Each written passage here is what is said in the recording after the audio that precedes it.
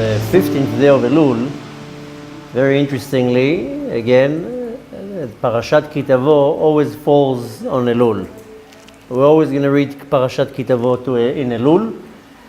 And the main theme of this parasha is the curse and the blessing. And we're going to be reading here a bunch of curses. And when you read the curses, you find it very hard to find the blessing in them. And of course, many of the commentary says, no, the curses, they just look like curses, but really they're blessing. Now, when you actually read the actual curses, you say, I don't see any blessing here. The Hashem Yirachem, what it says in the curses here. But nevertheless, our sages say that you can see the blessing in the cursing. Now comes the question, how do you see a blessing in a curse? So there's an explanation, can be found in the Midrash. This specifically can be found in Midrash on Parashat Chukat, where it says, Mi iten tahor mitameh. Who can give something pure that comes out of something impure? So the answer is, Echadu Yachol. Only one can do that, and that's of course is the Kadosh Baruch Hu. The Kadosh Baruch Hu is able to take something pure out of something that is completely impure. Why? Because He created both of them. Kadosh Baruch Hu created the pure and the impure, so Kadosh Baruch Hu can take a pure out of an impure. And the Midrash gives two examples. One of them is Avraham. Avraham came out from Terach. Terach is an idol worshipper. He was a mean, wicked, horrible person. And Avraham Avinu came out of Terach. So you see how a tahor, something pure, can come out from something impure. Also, the Midrash says, Olam Haba, the world to come. The world to come is only purity. There's nothing impure there. But how do you get to Olam Haba? You have to come to this world. This world is the corridor to the world to come. So you have to come to a world of impurity in order to go pure into the world to come. So, seemingly, many things around us is impure or accursed in my life. Now, to give you a live example, from Friday, I can barely move. My back is killing me. One might say, what a curse. Kadosh Baruch Hu is punishing you. Oh, I heard all the versions already in the last week. Hashem is punishing you. Hashem is cleaning you before Rosh Hashanah. Hashem is this, Hashem is that. Like as if everybody is a spokesman of Hashem. But nevertheless, one can easily say this is like a curse. But if it's coming from the Kadosh Baruch Hu, it cannot be a curse. It can only be a blessing. So, seemingly, something can look like a curse, something can look like impure, but nevertheless, anything that looks like a curse or impure has in it secret power in it, hidden. And this hidden power is the bracha. There's no such a thing that something evil comes from Shamayim. En ra yored min hashamayim, that's what our sages say. Evil cannot come, or bad cannot come from the heavens. So really, the curse, so to say, that I see in my life is hidden inside of it a big bracha, a big blessing. So a curse can be many things. A person can say, I don't have livelihood, I don't have parnasah, that's a curse. Or chas v'shalom, I can't get married, I don't have kids, or health issues.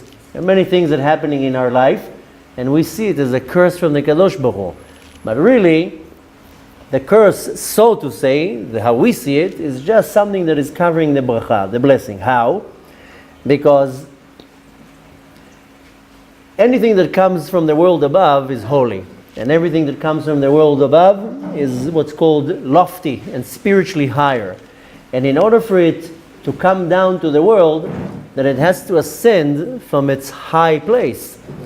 And there is a rule that whatever comes from mala yored mata mata, whatever comes from the highest place, when it comes down to this world, it will reach the lowest of all. So when you see something low in this world, it's only because its essence, it's originating from something very high. For example, take this brick wall behind me. Imagine now someone will somehow push the wall down. So the bricks that are all the way on the top will fall the furthest away, and the bricks down here will fall very close. Same idea. Whatever comes from a highest place, when it falls to the lowest of all. Now when it comes to this world, since it's coming from such a low place, a high place, that when it comes low, it seems like a very strong light. You know, when the light is too strong, it blinds you. If you turn the lights on in a nice intensity, a good intensity, then it lights up the room. Turn it up too much, it's already blinding you, you can't look at it. So that's the idea, that it comes down from such a high place that it looks like it's something actually very bad, or the opposite of a blessing. How?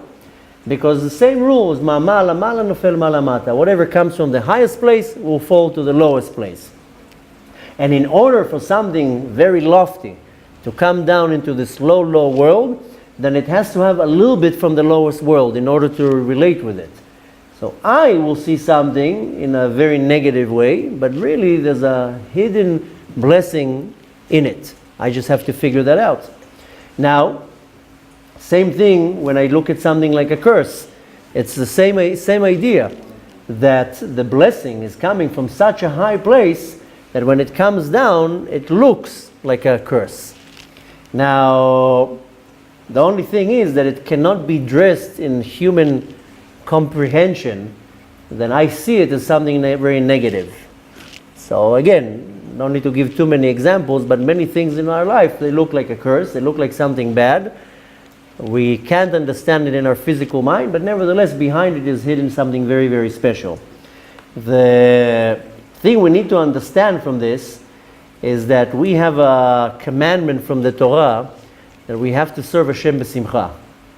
We have to serve Hashem b'simcha. And why do things don't go well into our direction?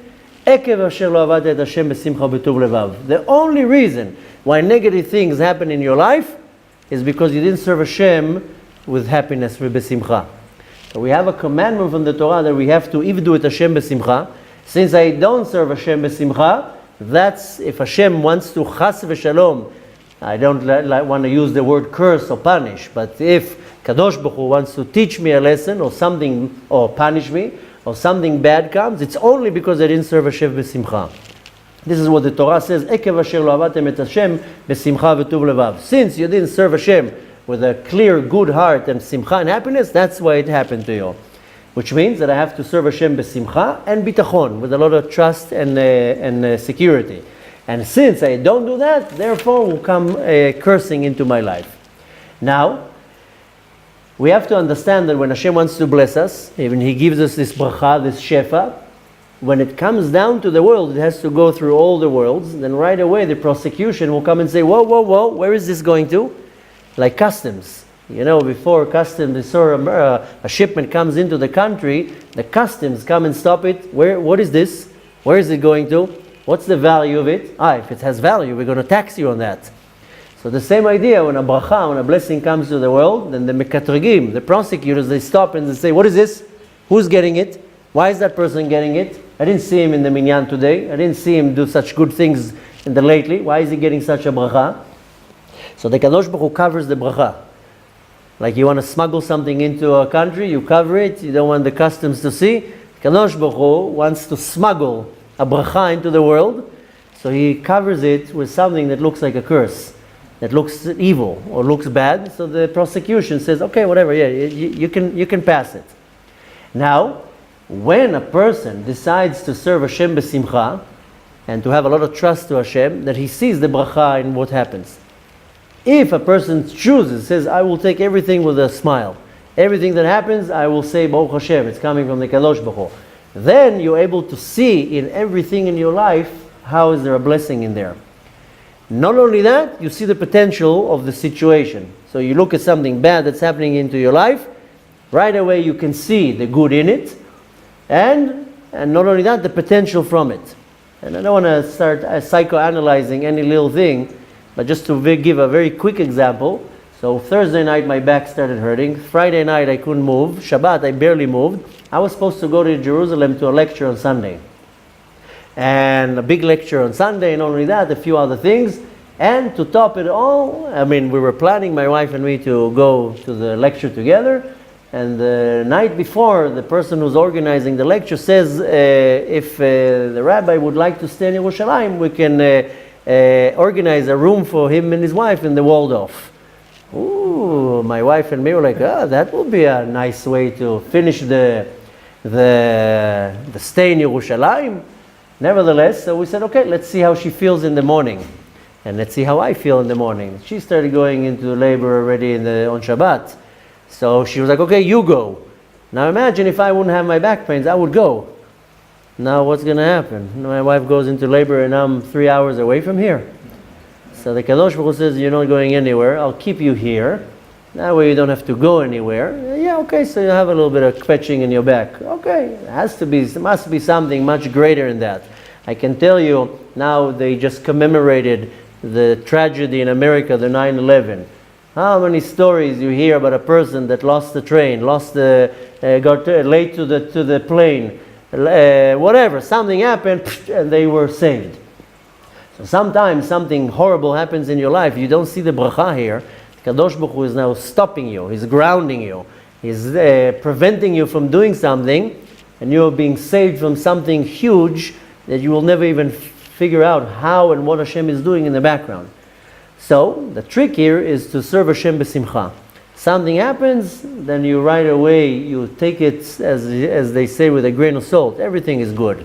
And when you serve Hashem b'simcha, and you're trusting that Hashem is doing everything that He does is good for you, then you're able to see the good in your life.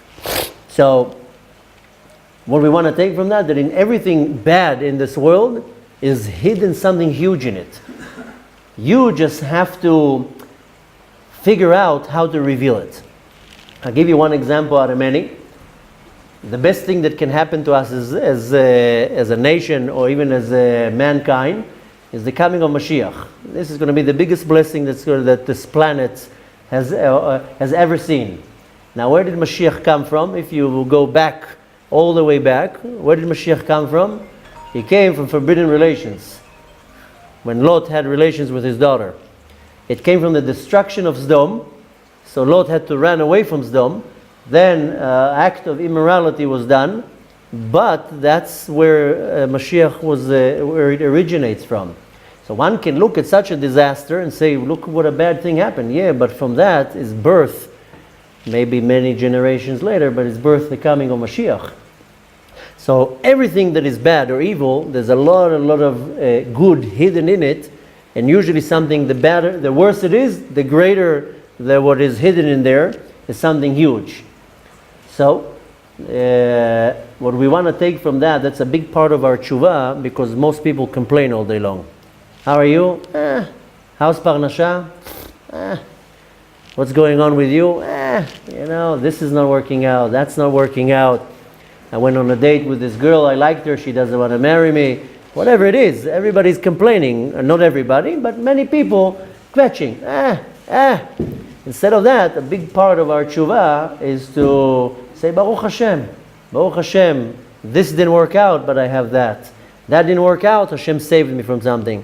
10 years ago when we had a business, when we used to run a business, every time I wouldn't get a certain customer, I would get so happy.